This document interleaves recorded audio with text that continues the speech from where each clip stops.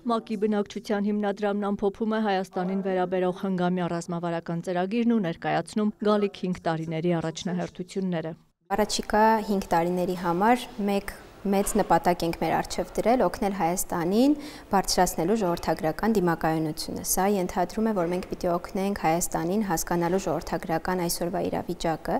մարտահրավերները, որ կարող է այդ իրավիճակը բերել, եւ այդ իրավիճակը մարտահրավերից դարձնել հնարավորություն եւ օգտագործել իշա պետության, հասարակության, մարդկանց զարգացմանը։ Ծրագրի կենտրոնում մարդն է եւ ցանկացած բան արվելու է մարդկային կապիտալի զարգացման ու հնարավորությունների իրացման միջավայր ստեղծելու համար, ասում է ՄԱԿ-ի բնակչության հիմնադրամի հայաստանյան գրասենյակի ղեկավարը։ Ծրագրի նպատակային ուղղությունները 4-ն են՝ սեռական եւ վերարտադրողական առողջություն, երիտասարդների զորեղացում եւ առողջ ապրելակերպի քարոզում, գենդերային հավասարության խթանում, ընտանեկան բռնության կանխարգելում, ժողովրդագրական դիմակայունության բարձրացում եւ խթանում, վերարտադրողական առողջության ոլորտում ծառայությունների որակը բարձրացնելու համար օրինակ նախատեսվում է բուժաշխատողների համար մշակել միջազգային չափանիշներին համապատասխան ուղեցույցներ, զարգացնել նրանց հմտությունները, բարելավել ուսումնական ծրագրերը, բացահայտել այն խնդիրները, որոնք կապված են ծառայությունների հասանելիության ու որակի հետ։ Հայաստանը հանձն է առել բարեփոխել արգանդի, պարանոցի, քաղցկեղի կանխարգելման եւ դրան արձագանքման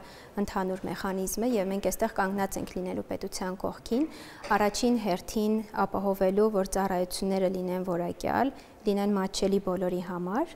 եւ երկրորդ հերթին, որպիսի բնակչությունը մարդիկ բոլորս նախ իմանանք այդ ծառայությունների մասին եւ հետո դիմենք։ Սարգսյանը շեշտում է բժշկին դիմելու եւ առողջական խնդիրների մասին լսելու բնական հոգեբանական արգելքի հանգամանքը, բայց եւ արձանագրում արգանդի պարանոցի քաղցկեղը տարածվածությամբ ու մահվան դեպքերով քաղցկեղի մյուս տեսակների շարքում երկրորդ տեղն է զբաղեցնում։ Այնինչ դա շատ հեշտությամբ կարելի է կանխարգելել, եթե հայտնաբերվի վաղ փուլում։ Նախատեսվում է նաեւ իրականացնել հետազոտություն անպտղության պատճառների վերաբերյալ, աջակցելու համար, որ քաղաքականություններն ու ծրագրերն այս ոլորտում հիմնված լինեն փաստերի վրա։ Հայաստանում անպտղության գործակիցը 16.8 է։ Դա նշանակում է, որ գրեթե յուրաքանչյուր 6-րդ կին ունի այդ խնդիրը։ Ցուցանիշը համարվում է բավական բարձր եվրոպական բազմաթիվ երկրների հետ համեմատած։ Տղամարդկանց մոտ նույնպես անպտղության գործակիցը բարձր է։ Ամբողջ աշխարհում ընդհանուր պատճառները պարզ են՝ սեռավարակներ, ծխախոտ, թմրանյութ եւ այլն։ Բայց պետք է շատ ավելի խորանալ, որպեսզի մենք հասկանանք մենք ինչ պատճառներով ենք հիմնականում բախվում խնդրի հետ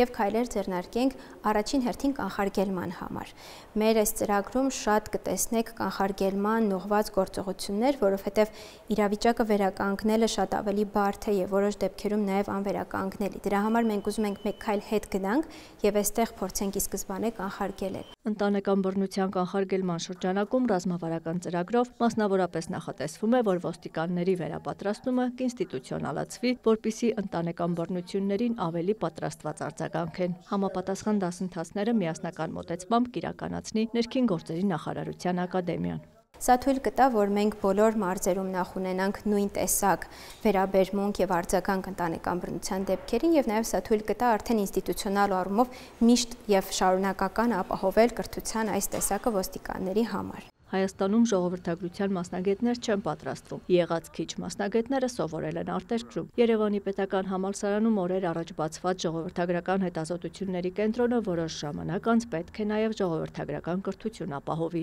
Արտաքին գործերի նախարարի տեղակալը շեշտում է, փաստաթուղթը մշակելու ընթացքում Հայաստանի կառավարության եւ ՄԱԿ-ի բնակչության հիմնադրամի սերտ գործակցության շնորհիվ այն լիարժեք արտացոլում է մեր երկրի առաջնահերթությունները, կարիքները եւ արժեքները։ Համահունչ է Հայաստանի կառավարության քաղաքականությանն ու ռազմավարություններին։ Այս փաստաթղթի հիմնական ուղղություններն արտացոլում են Հայաստանի տեսլականը, ուղղված մարդկային ռեսուրսների զարգացմանը, կանանց ու երիտասարդների ներուժի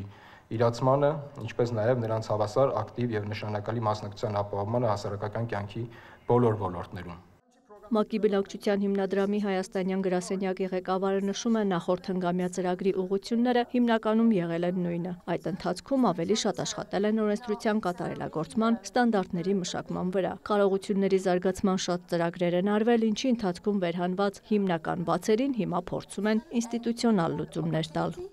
Աննա Զախարյան, Արտակ Գևորգյան, լուրեր։